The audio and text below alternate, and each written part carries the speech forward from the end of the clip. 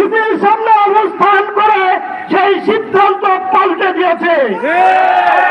আমার আপত্তি জেলাবাসীকে জানাই, এখানেও যদি কোন কারচুপি হয়, কোন চক্রান্ত হয়, বাংলাদেশ ইসলামী ছাত্র শিবিরের ৫,০০০ নেতা কর্মী আছে, আমরা এখানে প্রতিরোধ করিয়ে ইঞ্জিনিয়ার এনামুল হককে বিজয়ী করে দিব ইনশাআল্লাহ।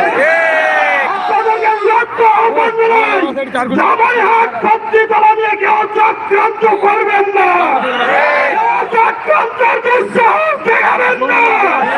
যদি চক্রান্ত করতে চান, যদি ষড়যন্ত্র করতে চান, আমরা সেই হাট ভেঙে নির্মাণ করে দেব। আমরা ঘর থেকে বেরিয়ে হয়েছি, বিজয় ছিনিয়ে নিয়ে ঘরে ফিরবো ইনশাআল্লাহ।